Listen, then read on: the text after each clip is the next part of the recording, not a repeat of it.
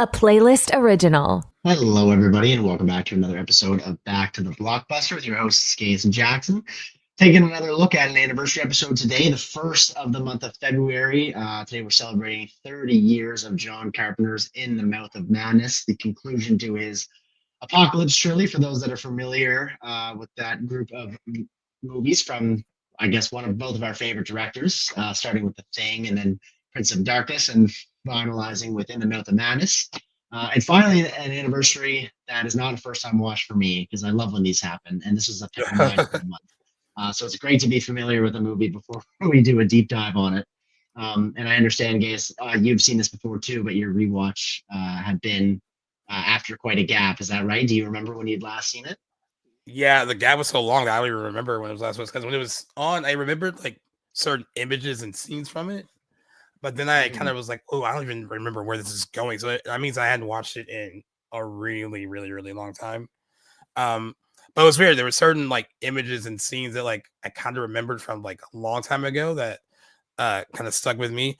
And then oddly enough, I think I told you about that In Search of Darkness documentary that they have out. Like they did the 80s before. It's like a 6-hour like documentary about horror movies from like the decade. Okay. So they did the 80s. Bell, yeah.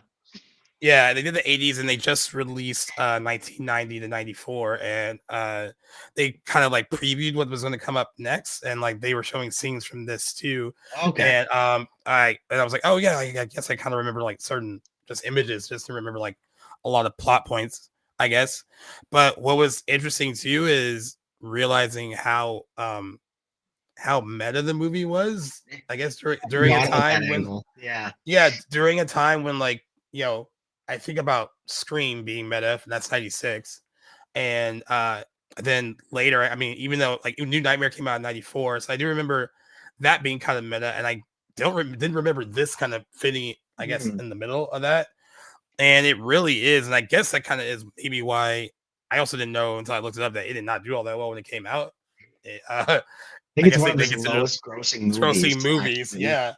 So that kind of surprised me, but I kind of figured that maybe it's because at the time, like the whole, like, I mean, there is a lot going on. There's like, I mean, we always question whether or not audiences like to be told like exactly what's happening or during the whole like bending of what's real and what's not, like when, you know, it's left up to you to decide like what's real and what's fiction. And right. I think this movie does that, right? It doesn't really, at least for me, didn't really give me like definitive answers on what was real and what was not. And I kind of like that kind of jumping around and toying with you a bit. Maybe people back then didn't love that, you know, that they say that's especially true of like US audiences where they just want, you know, finite, like this is what the movie is, tell us where it's going. Yes, spoon fed, all that.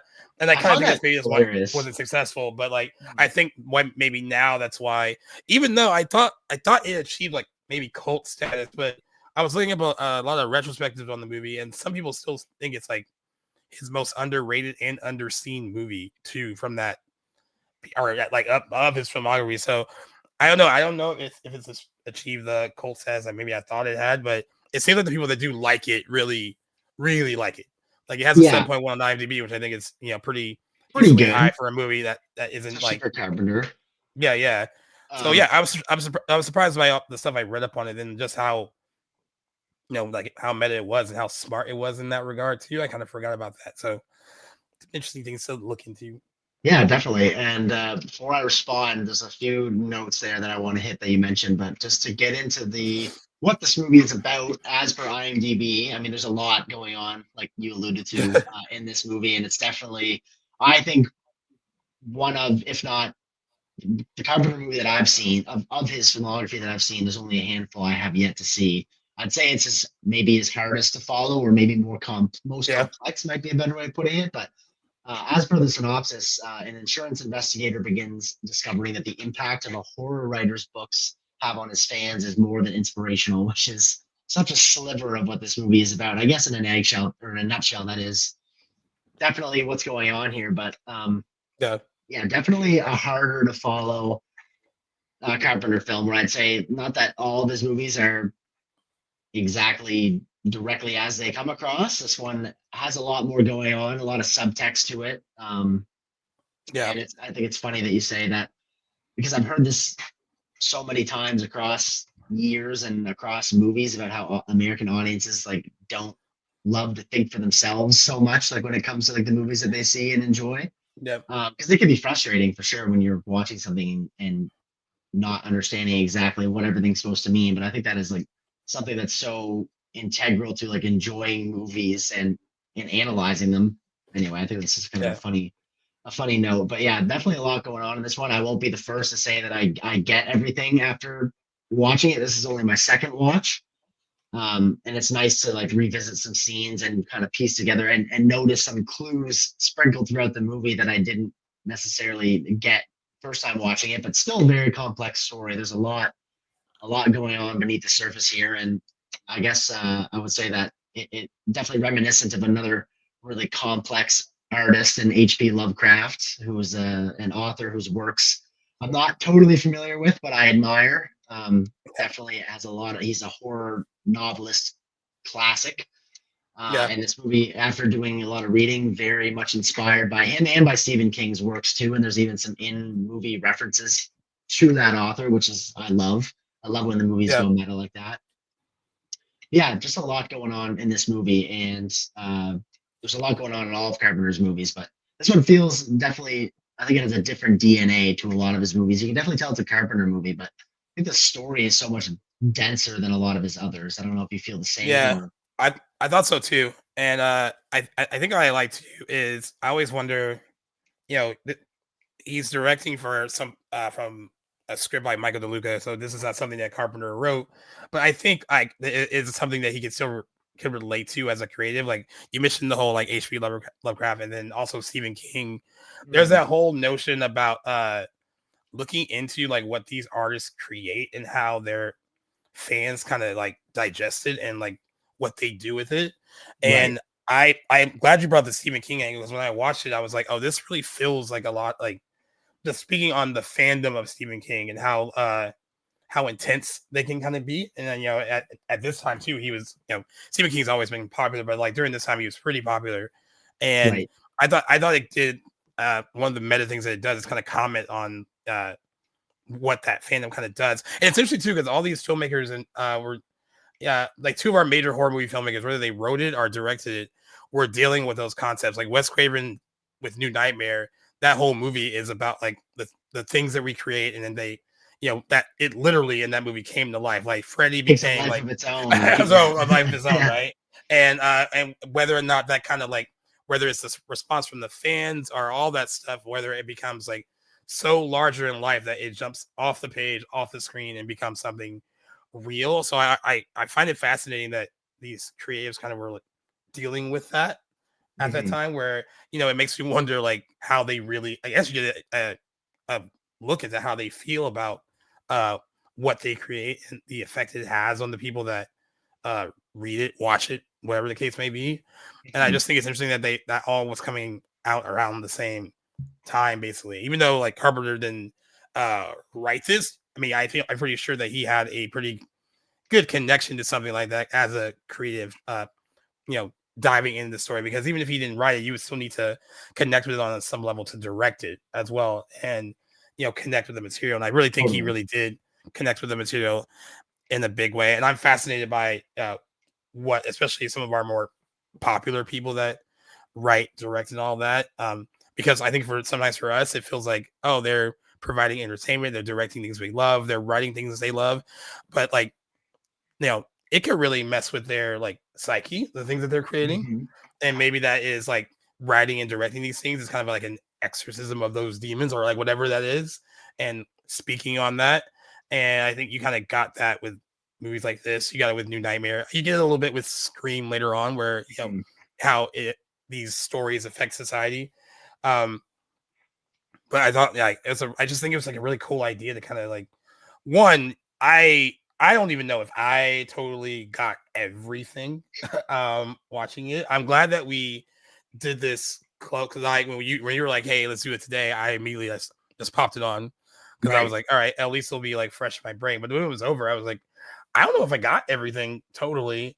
I mean, and maybe that's the point. Maybe the whole point is to make you question like how much of this is reality, how much of this is fiction, and Yeah. or maybe it's a little bit of both, or that kind of thing. So So maybe the point was to, I hate to say the point was to confuse. I don't think that was the point, but just you question it so much that you're like, oh, like what did I just watch? And not in a, I'm not smart enough to get this kind of thing, but like it should make you feel like that was weird or like that was really like, you know, offbeat a bit. And I think that's what it accomplishes and kind of gets you in the mindset of, you know, particularly like Sam Neill's character. You're kind of in this kind of thing with him where it's like, all right, I'm not sure if what I'm experiencing or seeing is real or if it's not real. And you know, I think these kind of stories work best when they do kind of put you in a you are there kind of environment. And I think that's what the movie does really well. Speaking of Sam Neill, I love how he portrays like the hardened skeptic who refuses to believe that any of the weirdness or uncanniness that's happening before him is real. He's convinced that there is a sound explanation for everything that goes on, given the nature of what he does by exposing insurance frauds. And that's a great career for his character. He does a great job at like embodying the kind of mindset that a person of that career would have. And then even when he's confronted with all of this, I don't want to say evidence, but well, yeah, evidence might be the right word. All of this uncanniness, these things without explanations, this weirdness, he still refuses to see it until he kind of crosses that point of no return when he's confronted by Sutter Kane and then becomes one of those followers, those believers, like to the extreme where he can no longer doubt what's happening to him. He's almost like the last sane person, even after reality is completely changed for him. He does a great job at kind of flipping the switch, but very slowly throughout the movie. And I love his performance in this movie. He's gives us a lot of memorable lines, and of course, who could forget that awesome that scream on the bus, which I'm going to post later. It's like one of my favorite moments when he wakes up from that nightmare and there's that blue tinge on the bus and he just loses his mind. It's such an awesome moment for Sam. And one of his two like iconic cinematic screams or freakouts, I guess you could say. He's awesome in this movie. Yeah, he's really good. It's so funny too. Growing up, I mean, I really did not, I guess, experience fully the movies of Sam Neill until way later because I mean, probably naively so, only really knew him for a time from Jurassic Park. I didn't really watch anything else that he was in. She was hot off of making this. Yeah, and then like gradually later in life, being like, oh, he was in this, he was in that. So like, you know, he definitely is probably one of our great actors. Really good and stuff like this. He does love the genre. It's not the first genre movie that he's been. He's in one of the Omen movies from back in the day. When I just read that actually. I think the third one. I think that's when he is an older. Yeah, the time. By the way, the time jumps in the Omen series is really weird because like they're like a few years apart, and Damien starts out as a kid, and then a teenage boy, and then suddenly he's Sam Neill's age. I don't really know what the time frame is in those movies, but it's always been funny to like kind of look at. But I do think the character of John Trent is good to have him be a skeptic because like it's a voice for the audience, and I love that he kind of he's coming in there as an insurance investigator, and I love that he's not really. He really thinks that this whole like, oh, he's missing, we can't find like, his last book and we need it, blah blah blah. He thinks it's just an elaborate like stunt for publicity, and I think that's what most people in his situation might think because he's not a part of that world at all. He just really cares about it on from the basis of his job. He is not like someone that is a believer in the sense that he is taking in all the works of Sutter Kane, right? So he's just coming in as someone that's just doing a specific job that's like, and rightfully so for a bit, being like, you guys seem a little bit like this is not what you think it is.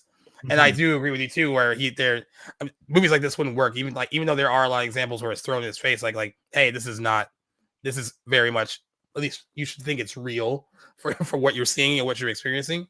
I'm glad that it's not just something that happens right away. I'm glad that like you need someone like him to kind of be the voice of the audience and not every movie like this needs at least one skeptic, and like that's who you kind of like are going through these motions through. And you're right, he is really good at playing. He's really good at playing different sides of the character, from the person who we meet when he goes in, and then showing that gradual like deterioration of his mind, I guess, and how like crazy he's getting throughout the movie. And he plays different facets of that so well. And really, really good performance by him. It was he embodies like this line of dialogue that is it Julie Carmen, that her character of Style says, Yeah. like on their way into the fictional town where they're attempting to locate this missing author, where they're talking about the nature of what insanity means and how it's just what we determine it means, like societally, and that definitions can change. And one day, crazy might mean this, and you might be the same person. And if we just decide that crazy means something else, you might find yourself in the straitjacket. And I love how we see that play out in the movie. That by the time the movie's, I mean, we see quite early in the movie where Sam Neill's character ends up is, and it's not much of a spoiler because it's so early in the movie, but Yeah, we it starts see right him as being soon as the movie led, starts, basically. right. We see Yeah. him in the straitjacket in the asylum, and what to us who don't know at this time in the movie what all these events that are going to happen, we clearly think this is a guy who's lost his mind and can't wait to find out how he got in this position. And then we transition to him before everything's went down and how he's just some mundane insurance fraud, like claims investigator who's trying to find out where the author went and doesn't really believe in it. And even though he does sort of lose his mind towards the end of the movie based on like the revelations Yeah. that he's going to find, he is still, I'd say he is still sane in the sense that he saw all this coming, and the world around him's gone insane. And I think that Yeah. conversation that he has with Styles on the way to the town invokes that and does a great job at kind of like almost like predicting or like showing us the movie later, if that makes Yeah. any sense. But she was a No, really great counterpart to him in the sense that for the audience, her exposition felt really natural in the sense that she was really familiar with the author and his works and could kind of right. help our skeptic main Almost character like explain gotta some guide things. him through it. Yeah, I thought that was a really great dynamic for the two of them. Yeah, I thought so too. I also love the notion of like I guess it like even related to it just as a writer that you could have like so many people like interested in your work as an author that almost becomes uh like they are almost like literally driven mad by like what you're gonna do next. And like there's that whole notion too, like uh like just authors having that much power over their fans and the people that like consume their work was another thing Right. I thought that was really interesting. And I always like when people talk about what can work influence people's behavior. I used to always think that when like real life tragic events would happen, they would always say like, oh, it's the movie's fault, it's music's fault, it's TV's fault. And I always used to kind of push back on that, like, oh no, like everyone kind of has free will. There isn't like a piece of art isn't going to make you go crazy or do anything like that. And I still fundamentally believe that notion. I think that is not the primary cause of like what sets someone off. Right. But it is fascinating to think that like, now that this is out there and like this person has created this for the people who follow their stuff, how much power their words have over the people who consume it. Mm-hmm. And I am interested in that aspect of this. Like, I do think that can be something that's real or a little bit true. And I think this movie explores that in a way that makes sense to me, where it's like, oh, okay, like that fandom is so like intense that they're literally driven mad by like what this person is going to do next. I think of a real world example being George R.R. Martin. I know you haven't seen Game of Thrones, but like his fandom are just clawing at the bits for his next work, and it seems to take him forever to finish a novel in his Game of Thrones book series. But that's a great. I think it just goes to show like how outlandish this movie might seem. Like there are that in its core about the intoxication of a fan base on, in this case, a horror writer's works. It's completely believable once we have authors in the real world like Stephen King or like more contemporary and George R.R. Martin, whose fandoms are literally like can't get enough of his material to the point where they go insane in between releases. And I wanted to touch on something else. I think the nature of, so kind of getting in a little bit more to the movie, maybe for those that haven't seen it in a while or haven't seen it, but essentially it's revealed that Sam Neill's character is, and everything that's happening in the movie is written by the author who's missing that he's looking for. Everything that we're seeing in the movie is written by him. And so it kind of wills away this free will and kind of leans into more of like a deterministic point of view in the movie, and that Sam Neill really has no choice over what he's doing no control at all. Yeah, right, and no, exactly, like everything that's happening is written already, and everything that's going to happen has already been put to the page. I thought those were really interesting, and I know other movies, none that I can really think of off the top of my head, that's been tackled in media before, but it does feel like such a novel, I guess, writing convention, in the sense that, like, in this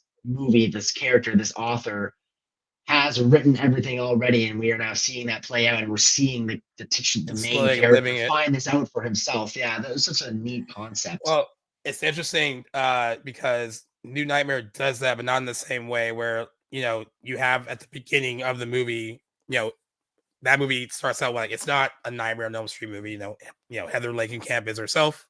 She's an actress. Her husband, just like her husband in real life, is a special effects artist, and we learn like maybe 20 minutes in that Wes Craven is writing what he believes is like the definitive like Nightmare movie. And you learn like later, as she is like flipping through script pages as the film goes through its climax, that everything that we've seen already in the movie when she's flipping through pages is something that's already happened. Like everything in the movie, that from her being like unsure about wanting to do the movies again, her having a stalker, like he wrote all that, which is kind of interesting. This is the same kind of story where this person has written this into existence, and now it's happening in real time, I guess, for us as we're watching it. So like again, interesting that these stories were around the same time. Do you think Michael DeLuca was inspired by that when he wrote? Well, it's interesting. It's interesting because Michael DeLuca has a relationship with New Line, and New Line is release all the Nightmare on Elm Street movies. Like it's famously called like the house that Freddy built, because it was their first really big successful movie, the original Nightmare on Elm Street.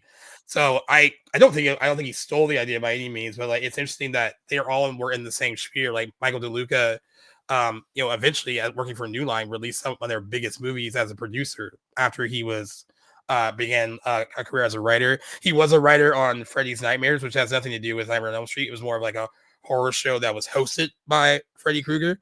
But it is interesting that in that sphere, like they kind of had like these similar ideas of creating these things, like the mastermind behind all this is creating it, and you have no control. And like in that movie, the only way for her to defeat it was to really embrace like, oh, it's a movie, but it's also my life, and I have to, in order to defeat the monster, I have to accept that like she's also Nancy, and she has to defeat this thing at the end. Which I get. I'm explaining it to you now, and then explaining this movie as we're talking about it.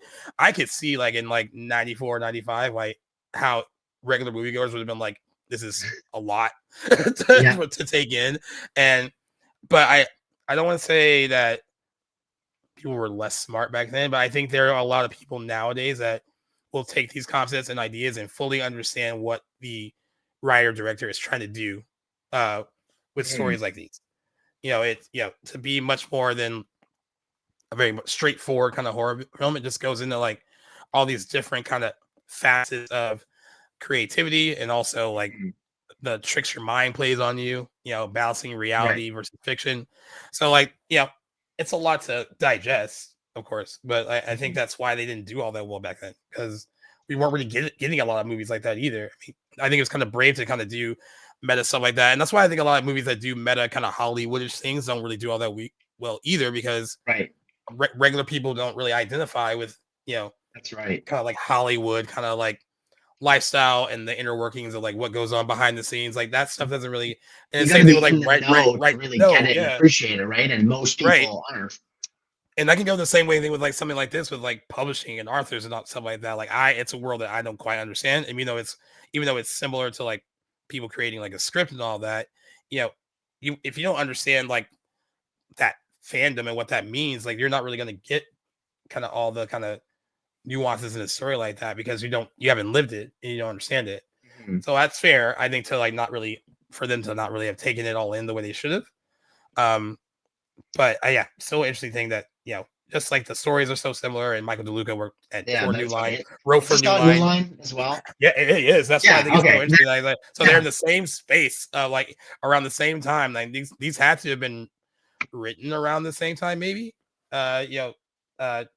I know they weren't released at the same time, but like maybe written around the same time. It's just very interesting and kind of coincidence, I guess. you mentioned this being a horror movie, and it unequivocally is. I gotta say Yeah. though, like it's not a horror movie that I consider to be very scary. There are some great like moments of horror in this movie though that I wanted to kind of highlight and get your take on. As far Yeah. as Carpenter horror movies go though, I would rank it more. I guess I would consider it more of a thriller than a horror. Yeah, I guess like psychological. What would be psychological? Yeah, Sir? yeah. I mean, I would say. I mean, there are some like objectively, I guess, like scary things that happen in it. Yeah. Maybe more by like the '90s standards than today, and like we've seen so much stuff. I don't know if you feel the same way, but like I think the concepts of the movie are scarier than some of the things we actually see in it, with the exception of the like the deformed, contorted styles body thing. Yeah. It looked right out of The Exorcist, where she's like all upside down, but her head's on. Yeah. It's just Yeah. the car. That scene is pretty phenomenal. Yeah.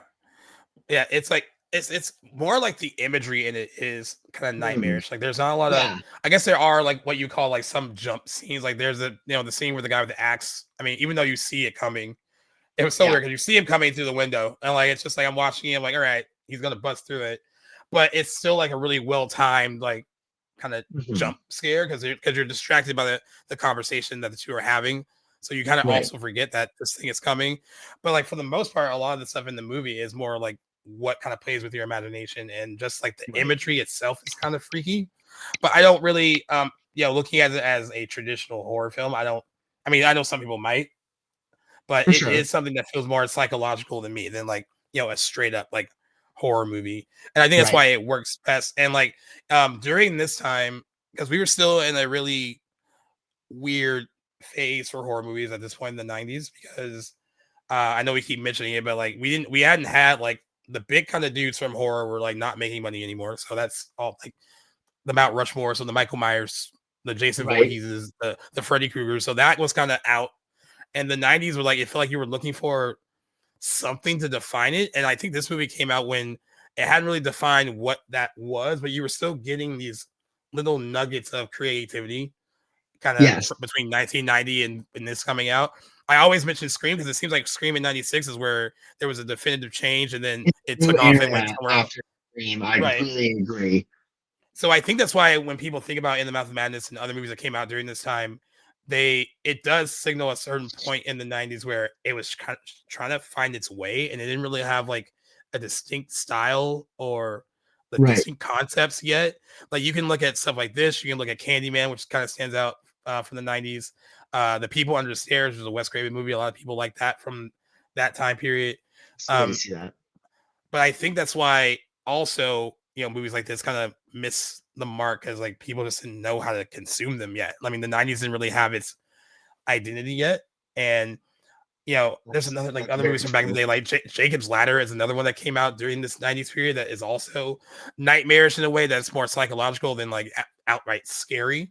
But honestly, I think now if you were to put some of those movies and take together, you would see like there was an attempt to do something in the 90s that was less like jump scary slasher and more psychologically driven, that kind of dug into your psyche. And maybe that some people don't want to confront that kind of stuff, which is why maybe those movies didn't do all that well when they came out either, because it's like I don't need to be told that my mind is playing tricks on me, or that I might be a little crazy, or like something like that. And I think that, but I do think that that was the identity that they were trying to form in the 90s. It just wasn't one that took off the way that other subgenres did once we hit the mid 96 point. Yeah, I wonder what like societally or socially was happening in the 90s that did lead to such like an identity crisis for horror movies. Because I think you look at horror movies as a reflection of like what's going on in society like throughout the decades. And the 90s, like you said, sets itself so apart from like previous and decades afterwards. And I can't quite put my finger on what was changing. But movies like this that don't really seem, like you mentioned, don't really have its own like concrete identity that kind of fit in between numerous different genres and ideas. I want to say that there's something there beneath the surface that would account for that, but I can't say that I know what it is. I kind of think that in the 80s you had the emergence of like I guess you can start that in the late 70s because Halloween came out in 78.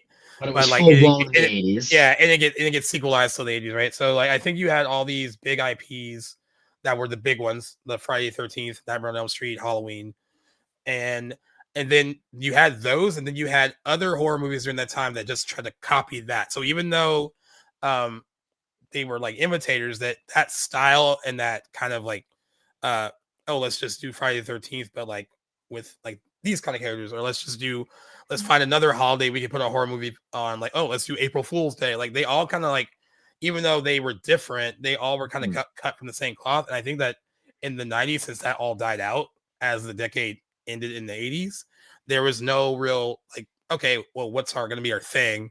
Like the 80s had its thing. I think even the 70s, you could say, had its thing. You had a lot of like if you look at stuff like The Exorcist or The Omen, like there's stuff like that was pretty big then. And just the 90s didn't really have that yet. Now I feel bad, like having rewatched this now, and then also watching that 90s documentary about horror movies. I used to blindly say that horror was awful in the 90s until Scream, and I'm happy to say that was wrong, but because there was so much crap. Also, you had stuff like Dr. Giggles, and I know there's like an audience for Leprechaun, but that was there. Oh, and well, there's crappy horror movies in every decade, right? Right. But it seemed like there was like like I said, there wasn't a lot of, felt like there weren't a lot of things that made I guess like didn't really make it stand out. But now I'm happy to say with like stuff like this and rewatching stuff like this, like, oh, there definitely was some creativity in the 90s that we unfortunately that we missed because it wasn't like financially as successful as some of the stuff that came in the mid 90s.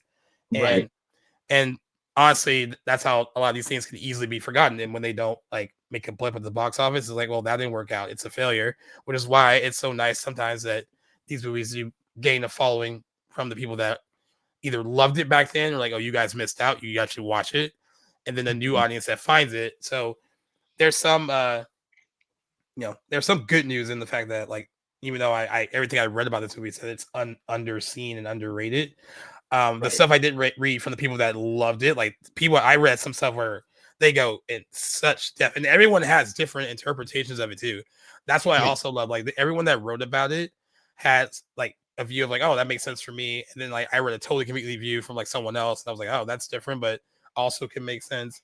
And then I was reading it from people that were just writing about movies as fans of creative writing and like what this movie meant for them as writers and what it becomes a deeper meaning than just like the psychological horror of it. Like it's the whole creative process, and they go into that part of the movie too. So yeah, just because we weren't paying attention that these movies were there and they were really good doesn't mean that the 90s was a dry spell of not great horror movies.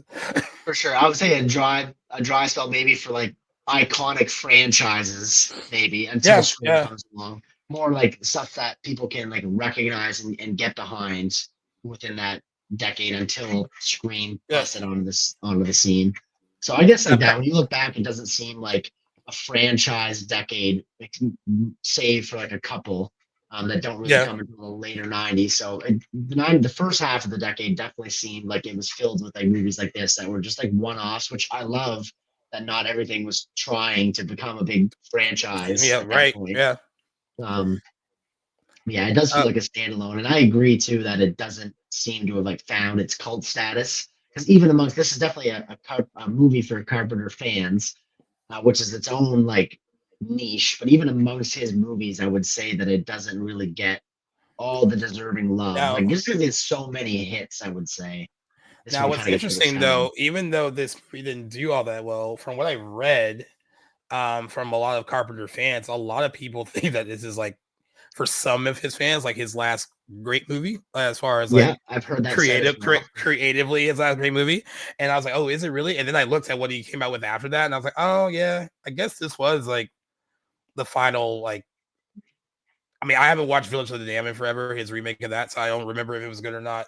And then of course there's vampires and Ghosts of Mars and a lot of bad things that happened after 1995. But yeah, even though this movie didn't do all that well, it is considered like one of his last great movies, and a movie that's named of Carpenter fans and named amongst their favorites of his movies, though. You know, there Right. you'll see a lot of people that will go like Halloween, The Thing, and then this, and then or The Thing, Halloween, and this, or it's like a kind of Yeah. a switch around a lot of those movies. So I think it's interesting that even though it didn't have like huge financial success, it's still considered like probably the last good creative stroke that came from him. And John Carpenter is very interesting because he had a very he's always had a very questionable uh kind of association with Hollywood. It seems like I'm trying to figure out the right way to put it.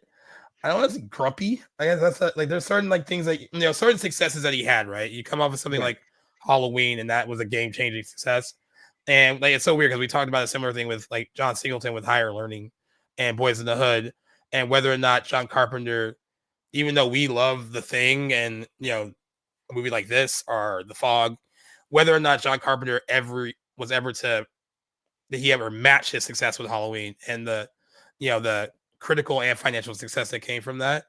And I kind of think struggled with that a bit. He talks about it somewhat in interviews because he always Mhm. mentions that he was really good friends with Toby Hooper, and Toby Hooper had the Oh, same problem after he did the Texas Chainsaw Massacre, where he just couldn't really live up to that. And John Carpenter mentioned that like he was able to because he basically was like, I have a hard kind of exterior, and I could deal with kind of like the pitfalls of like not having a success every time I put something out.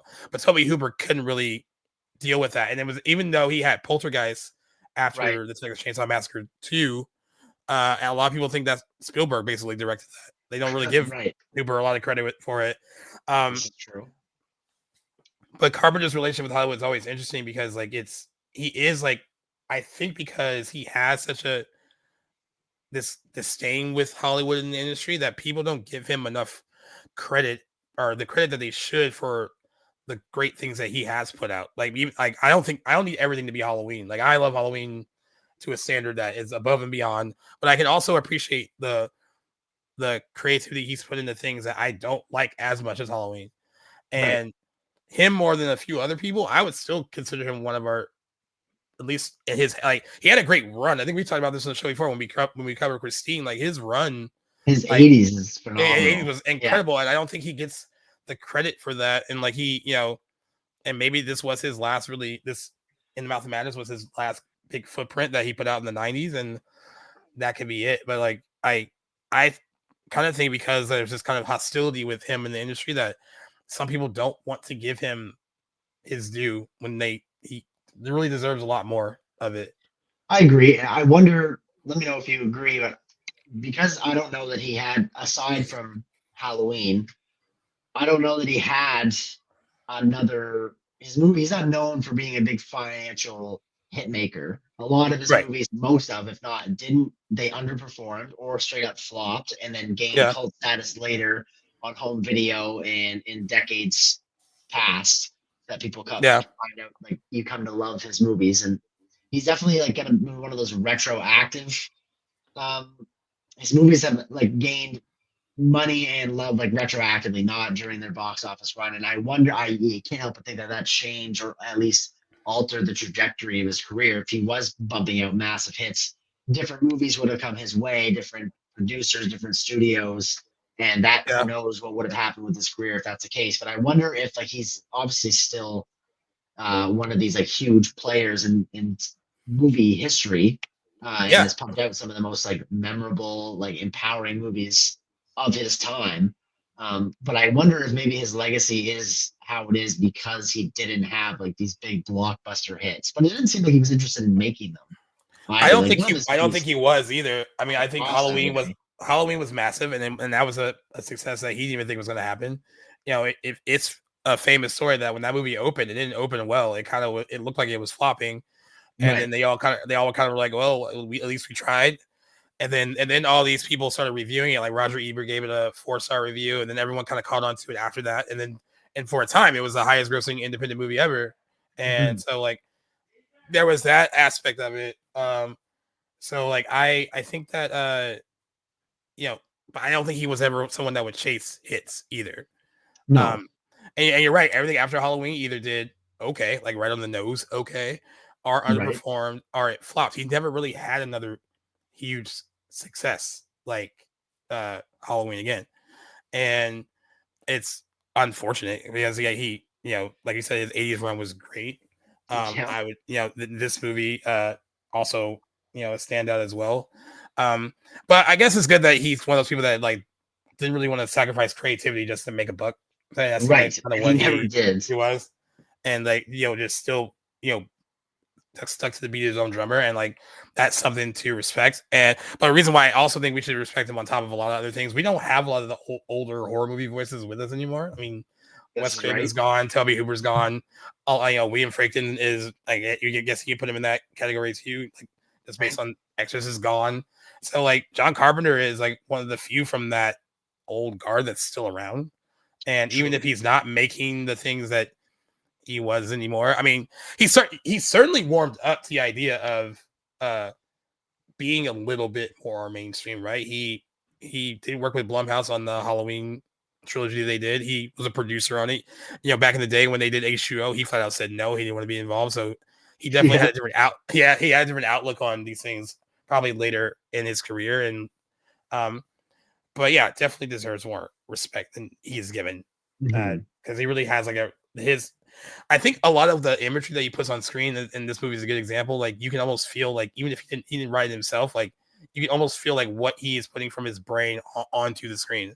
Like he's very much like a detailed kind of director in that way. Right. I also like any good director, when you're watching a John Carpenter movie, and you mentioned it with this one, I remember like every time I pop in a new one, I'm always like, I wonder if it's going to feel any different from his other stuff. Now this is not like Halloween by any means, but there's still like a certain like aesthetic that it exists between like all of his projects, and that I think that's another sign of a really good director too, because I think that's important. I think the fact that he composes his own scores really contributes to the feeling of it being a staple of his. This movie too, even though it's not like his scores. I was going to ask you about the music. Yes, the music. Yeah, like a lot more guitar in his score in this one more. So I think what threw me off when the movie came on, and I guess because like you look at the film's like official movie poster, which is also a pretty scary looking movie poster. Not the one that they use for like the Shout Factory cover, which has like the Sam Neill with like the writing and stuff on his face, but the original poster for the movie looks pretty unsettling. The title itself feels pretty like unsettling. So like I think I was expecting a different type of music to open the movie when I watched it. And then like when that like kind of like almost rock like song came on in the beginning, I was like, oh, like this doesn't seem like it fits what we're gonna get, or like what I'm seeing. It does feel rock inspired, yeah. But like it's still, I mean, what I think I got used to it once like the movie kind of went along. But like you feel like you're gonna get something a little bit more like almost gothic and like more piano driven, more symphony like something like that. Then like I'm not that it's bad. It just feels like unexpected, different or out of place. Maybe I still think it works. I think it's iconic as well. Yeah, I love it. Like I do think it pales in comparison to like his other scores, like The Thing, Halloween, even They Live. The Fog has great music too. Fog has great music too. Yeah, agreed. Yeah, it's very like but still I think it like once you settle into what you're getting, like you get used to it, I guess. Yeah, I suppose so. A little while ago when we did, I'm not sure what we would have covered, but maybe we were just celebrating John Carpenter, but I don't know if you have a list, but I do have a list of my John Carpenter movies ranked. I don't know if we've shared it on the show before, or I don't think I would have this for any other reason. But I do have. We do it when we did Christine? Was that the last movie we did? Yeah, I think it was. It would have been 2023 that movie turned 40. Yeah, that might have been the last one then. Let me see if I have mine. Oh, I do have it, yeah. Nice. It's interesting where I have In the Mouth of Madness on my list. So from then. Yeah, mine, I think it still makes sense in how I view his filmography and what I've seen, and there's still definitely a handful of movies of his I haven't seen, but I don't think mine's changed even on this rewatch. I think I would put it the same place. I've seen 10 of his movies, but where do you have this on your list? When we did this list, and this would be when we covered Christine, I'm gonna have to change at least one. I'm gonna flip something, but I have it at 6. Okay. Yeah, I have Christine at 4, and I think I would. And I have Prince of Darkness at 5, but I think I would move. I would want to move up in the Mouth of Madness now. Okay. But I think with Christine, because we had just watched it, and I was like, oh yeah, like, and that's what made me rank it a little higher. I have Christine at 3 because I cherish that movie. I love it so much. But I had this at 7, right behind Big Trouble in Little China. I had Prince of Darkness at 4. I remember being really impressed we were with that like when I saw it last around. year. We were like around the same vicinity of each other. Speaking of Prince of Darkness and the thing, like, what has he ever commented on, like, why he like called this as like unofficial? Like, I know like there's like apocalypse themes in them, I guess, but like Right. Unofficial Apocalypse Trilogy. I don't know. I mean, I wouldn't be surprised if he has. I'm sure he has out there, but if he has talked about the inspiration for these movies and how they're an unofficial trilogy or why he considers them that way, I don't know it. I haven't seen it, but that's a great. I wish I had thought to look that up before we started talking about it, because I love that. I love that, like, for a guy that didn't really do like sequels to his movies. I know he wrote Halloween 2, but didn't really direct any direct sequel. Oh no, I guess it was Escape from New York and Escape from LA. So I'm wrong about that, but generally stayed away from that. But I love that he has these 3 movies that are connected, I guess, in their themes of like the end of times. End of time, yeah. I think that's super neat. But the thing will always be number 1 for me, even in that series and in his filmography. That's my flick, but I do think it's the best of his. I do have in the Mouth of Madness as like ranked in like the 3rd spot of this trilogy, but I do think they are all awesome movies and very different from each other, despite being kind of unofficially tied together. All very different, very special, very well-made movies, and he is a fantastic director. Like I said, one of my favorites. I found out a little something. They said that John Carpenter called The Thing, Prince of Darkness, and In the Mouth of Madness his Apocalypse Trilogy because they all explore the end of the world and the themes of cosmic horror. A lot of people think that he defined cosmic horror with all 3 movies. They all share the themes of the fear of the unknown and the realization that human values are meaningless. The films also explore how people lose their faith in God, humanity, and themselves. The endings of the film all end in tragedy and are ambiguous in that note. The characters are primarily left helpless by the end and questioning their own actions and free will. And then the aspect of cosmic horror, it explores different aspects of the human experience that are unraveled by cosmic forces. For example, in The Thing is about an alien creature that threatens the world. Prince of Darkness explores the concept of Satan, and In the Mouth of Madness explores the idea of losing oneself. And they think that they all kind of are interconnected by all those themes. Yeah, 100% agree. So yeah, that's cool that you got me. It's cool that you know how to have it an unofficial, trilogy of it, of his own. I need to watch Prince of Darkness again too. I haven't watched that in a really. Me too. I've only seen it the one time. I want to say it was not last year, but the year before, and I really, really liked it. So that'll probably be on this year's spooky season run, maybe. Yeah. We can make it. Doesn't have any anniversaries anytime soon. I don't think it was 1987, so there's not much really coming up for it. But that's when Tales of Horror kicks in. Man. Yeah, exactly. You don't have to have. Yeah. Also, I want to pull up. So this movie had I think it was $8 million budget. Okay. $8 million budget. Only made $8.9 million as a domestic box. Originally, it had 15. So imagine that. So very different. So that legacy. Is not great. It premiered in August of 1994 at a fancy film festival. Wasn't released until February 3rd, 1995. Debuted at number 4 and then quickly fell off the box office chart. And then on Rotten Tomatoes, though, it does have a 60%. It's considered fresh, but like that's on the cusp of fresh and rotten. The consensus says if it fails to make the most of its intriguing premise, In the Mouth of Madness remains a decent enough diversion for horror fans and John Carpenter completists. Roger Ebert did not like the movie. He gave it the film 2 out of 4 stars, saying that the film has an intriguing premise, but squanders it by relying on hacking jump scares and gore, taking the form of a horror house movie in which the protagonists creep along while creatures leap at them. I always feel weird. I don't agree with what he has to say. I know, right? About horror movies. I'm like, it's almost like that we watch the same movie. Gene Siskel also gave the film the same score. James Bertinelli of Real Real Views said it comes close to doing something interesting, but gets cold feet, and it's confusing, weird, and not very evolving. Comparing the film to buying an exotic sports car only to drive it slowly. Entertainment Weekly gave the film a C and said much of it is blatantly self-indulgent. I can see why people would think that, but I hate when people call things self-indulgent because they probably didn't get it. And a small part wicked funny with only a smattering of successful moments. Now, there are positive reviews from the LA Times. They call it a thinking person's horror movie that dares to be as cerebral as it is visceral. The Seattle Times gave the film a positive review, saying it's a stylized collection of well-timed shockers, helped along by the contributions of its capable cast.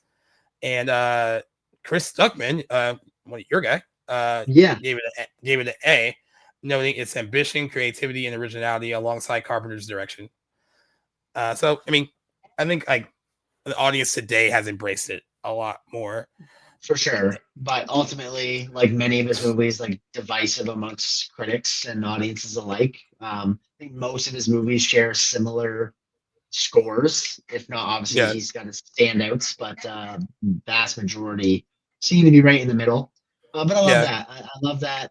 You know, it just goes to show what an eclectic director he is. He's not out to make mainstream movies or movies that appeal to everybody. He seems very much like a filmmaker that's out to make what he wants to make, and if people love it or hate it, so be it.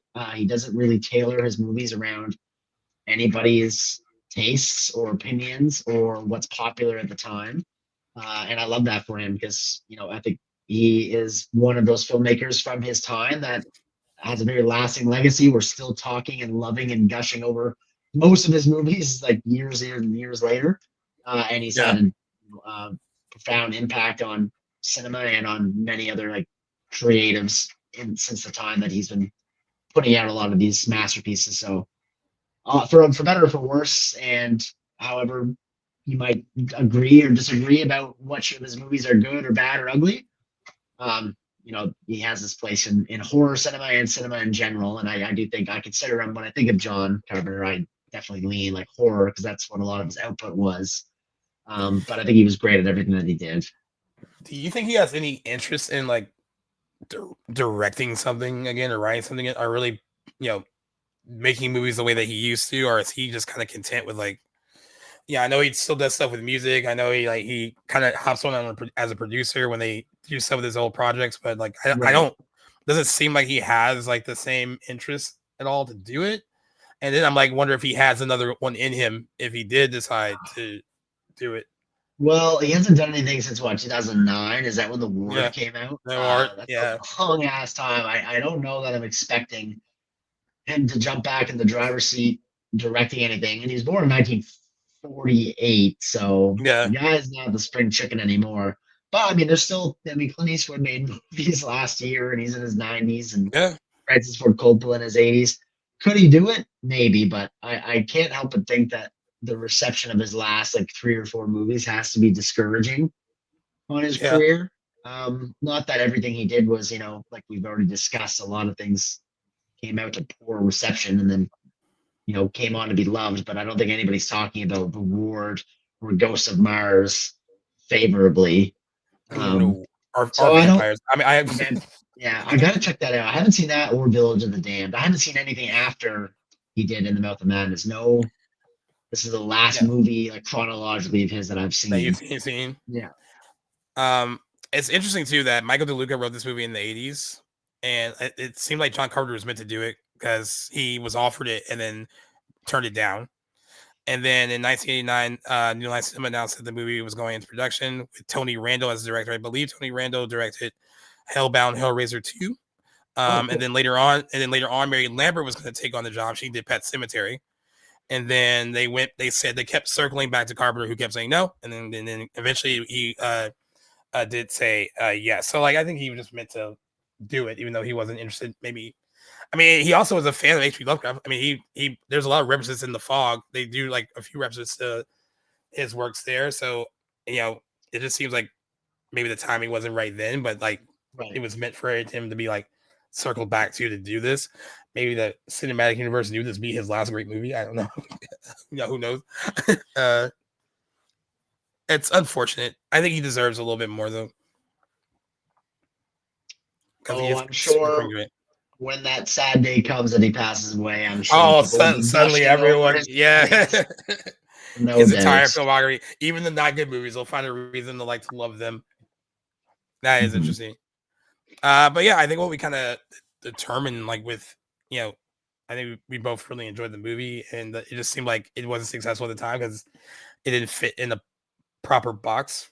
It, Right. like I said, came out in the time where horror was like undefined, and then like in the early '90s, we were getting stuff more like Silence of the Lambs, so we were getting like psychological thrillers and not Right. like horror movies. So like it didn't really fit in anywhere, and that's probably why it wasn't as successful, and that's why critics didn't really embrace it. But yep, we've said this a lot. Time is really good in some movies. There's also a lot of revisionist history with some movies. Sometimes that revisionist history is justified and it's good. I think in the case of this one, it is justified and For sure. particularly good. And just like stylistically, it's a really well-made movie. I mean, an $8 million budget is not a lot. It doesn't look cheap by any means. It looks very, very good. It has, like, again, if you're looking for like a straight up horror movie, it's not really that so much, but I think the ideas are what is kind of like making it unsettling and terrifying Right. in its own way.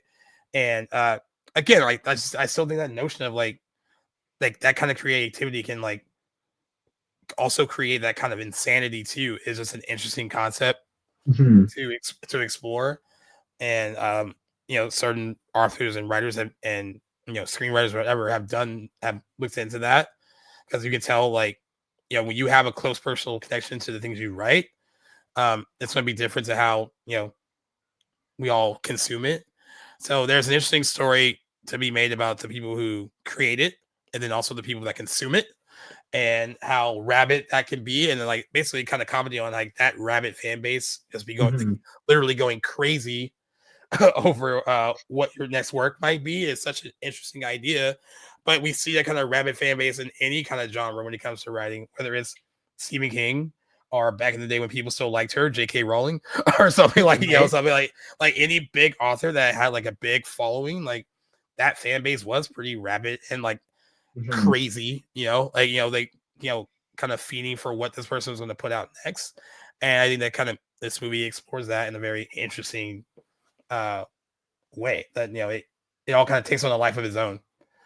And when you first watched it though, were you kind of like on the fence as it was going, like, did you like get the impression before it kind of is spelled out to you, like, oh, like like, is this real, or is he kind of like we revealed, like, he's basically writing stories already been written already, right?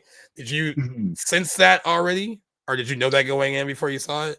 No, admittedly, when I watch movies, I don't do a lot of forward thinking as to where I think things are going to go, unless it's like painfully obvious, and usually like bad movies.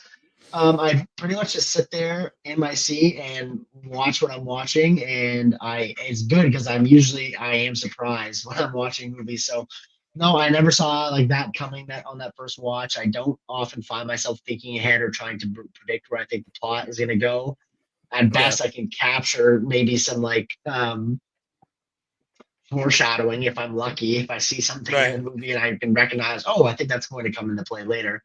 But most of the time, I'm just kind of turn my brain off and like watch for the sake of watching and think. So on this watch though, there were some more like hints that I was able to get, that we were kind of and leaving behind reality and moving into Sutter Kane's world and what he determined was going to happen. And so that was made for, I guess, more of an enlightening rewatch. Like, especially when we like there's some things that are on the head, like Sam Neill's character, like his fixation on refusing that what is happening is anything but reality. And Reality, yeah. he's very adamant, and he keeps saying the words like, this is reality, like this is what's going on.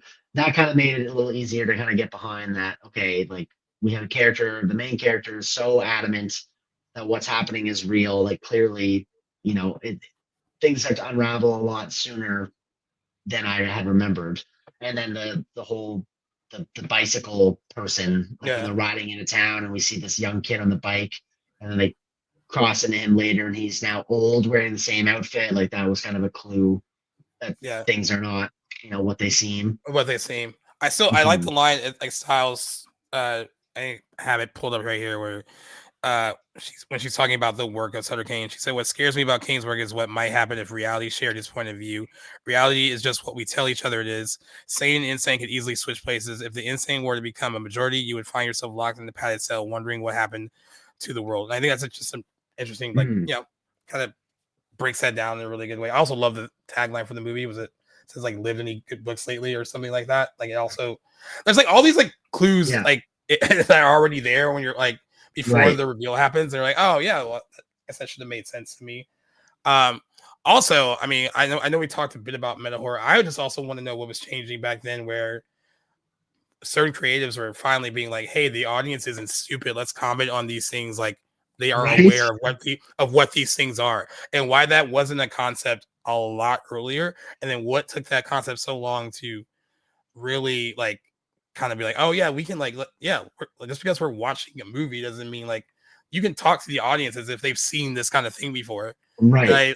And it seems like such a novel thing now, where it's like it was so smart back then, like, oh, like, you know, they are aware that the audience is self-aware, and I just wonder what was happening then, where like someone finally was like, hey, let's not dumb down to them, let's write to them like they're intelligent, they are aware of the tropes of the genre, not just the genre, but of life, of fandom, of like all that stuff. And I just wonder who was like, yeah, let's respect their intelligence and see what they do with it. Now I know these first few examples like didn't do well, so maybe they were probably like, see, this is why we don't do that.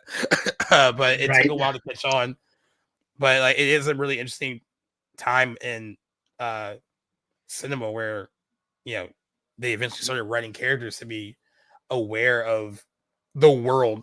Like it, like movies, like certain movies that seem to be trapped. Movies were trapped in their own bubble, where it seemed like the characters in those movies didn't really watch movies or read books or something like that. And that was just a really interesting concept back then, I guess, that it became like a thing to like respect the intelligence of the audience. Yeah, and I mean, thank God for it, because I think it just adds such a cool dimension to movies, the ones that like kind of break that fourth wall and go meta and address that they are aware that it's a movie. I think that's a really cool convention. And I think it's a great question why I think it takes so long for that to become normalized or even to be introduced into movies. But I'm sure out there somebody's analyzed why that's the case. You know, trends take a while to catch on, and knows. Yeah, I know the issue with New Nightmare for some people at the time was by making the Nightmare series movies, a lot of fans felt like it rendered the rest of those movies kind of worthless, because like now it almost felt like they didn't matter. But what Wes Craven did with that, he made sure that they still mattered. Like all those movies existed. Nightmare 1 through 6 all existed. They were just films. So like it wasn't like a Halloween 2018 where it's like, let's forget all these other movies existed after the first one. Like they were still a part of that universe. They just were in a different way. And like, I think that's why I don't know why people didn't catch on to that initially. I mean, I know the whole like actors playing themselves movie within the movie thing may have gotten a little bit confusing, but he wasn't, and he could have, because Wes Craven was not all that thrilled with a lot of things that happened after Nightmare 1. He had a very complicated relationship with that franchise after that, and then they gave him a proper stake in the franchise, and then he felt comfortable enough to write New Nightmare, and he wanted to do it his way. But he could have easily been like, those other movies that came after mine don't matter. But he also understood what Freddy meant as like a pop culture like icon, and what that kind of turned into by 94. So he didn't ignore it. He just kind of like flipped it and made it exist in a very different way. So, I think just people weren't paying as much attention as they really should have. Yeah, I'm at the time with some of these things. Speaks to how innovative he was. Yeah. And it's cool that some of our biggest names were doing that back then. It wasn't just Wes Craven, it was John Carpenter. And I wish I kind of really remembered this movie more, because I was like, oh wow, he was also dabbling into this kind of concept as well. And did it very well, I thought. I mean, the movie holds up well. I wanted to change my ranking. Well, speaking of your ranking, I guess now's a great time to scores, tee up for scores. So how do you find after this rewatch, how would you score this movie? I'll give it a solid 4.5. Like I really enjoyed it. I really enjoyed it. Like more so this. I mean, I think because I kind of forgot how like intelligent it was. like when we did our Christine ranking, I'm ranking it based on like I think this is what I kind of remembered about it, and like and now that I have a more informed like look on what it is story wise, I also love that it's only 95 minutes. I know all his movies are so tight, short, like and he's known. That. He's known for doing that. When we covered The Fog during Tales of Horror with another podcast, that was one of the things that the guy said on from the Films and Fermentation podcast. He was like, I love that John Carpenter has always made his movies like short and sweet. There's not a lot of meat on fat there. Like he's just like it's very concise. He knows what his stories are.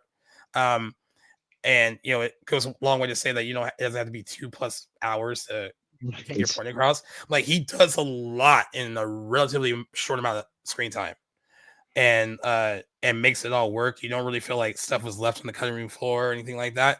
It really feels like everything that was meant to be in here was meant to be in here. Right. I also think it has really intriguing ideas. It's shot well. It looks great. Some of that imagery will stay with you if you choose to really embrace it. And yeah, I really enjoyed it much more on this rewatch. Nice. Well, I'm glad to hear it because you ranked it even higher than I did, or scored it rather.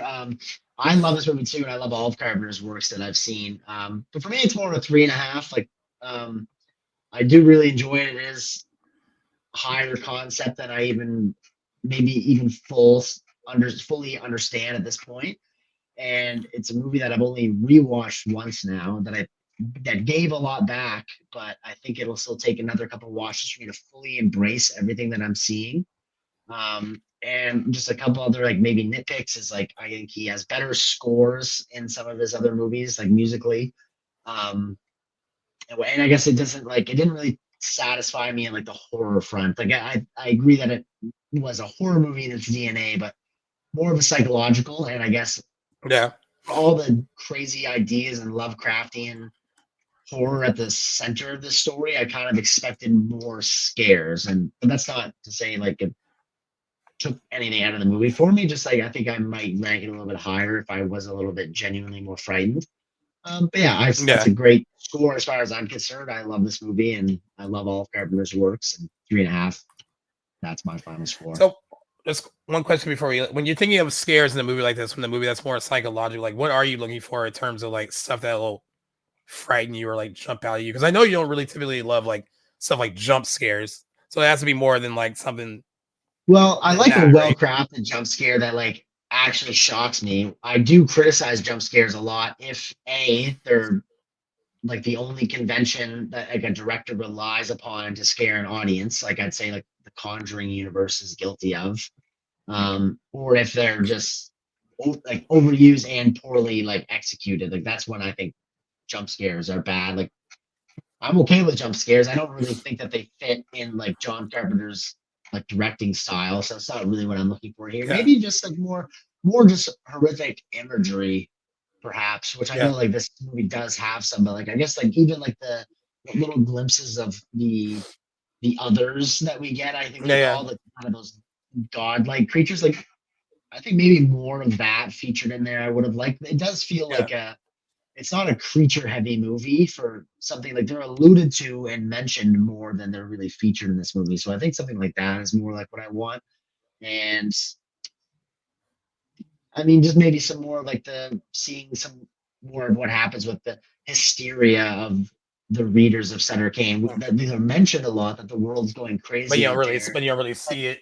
And we do see like we had that great scene of like the what's his name? Like I don't know his title rather, the Sutter Kane's agent when he comes at Sam Neill with the axe. Like that's a great sequence of like showing, and we find out later like his motivation for doing that is because he knew that Sam Neill's character was going to come back with that manuscript and then get it published, and he was trying to stop that. But just some more of like the hysteria and like the world-ending stakes for this movie, I think would have went a long way. It is, after all, the conclusion of the Apocalypse Trilogy, and we don't really hear much about the world actually ending and everyone descending into madness.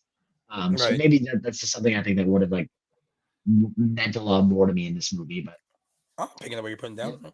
Yeah, right on. I think. All right, guys. Well, that is episode 225. back at the Blockbuster, where we covered In the Mouth of Madness for its 30th anniversary. I recommend. So this is a bad habit I have. I have a lot of movies that haven't opened yet. I had this movie on a collector's edition Scream Factory release. I hadn't opened it since I bought it until for this.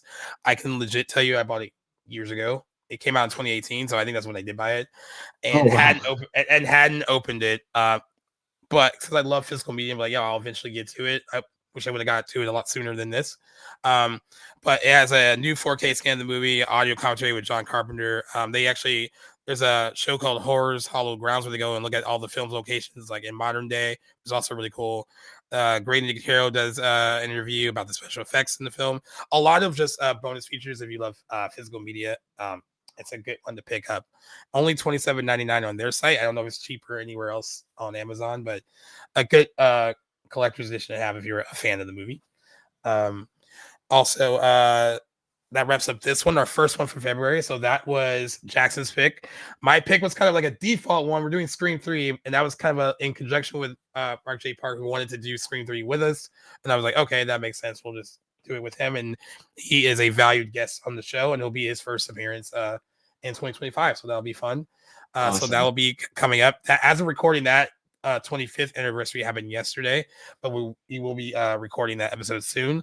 And then your listener's pick is The Breakfast Club. So that's where you'll also finishing up February with that. And then I will start filling out the movies for March and April, so we can actually look at them and see what we want to pick ahead of time, because we're both very busy people, and it's probably best to look ahead a lot sooner than we choose to sometimes, just to make things a bit easier.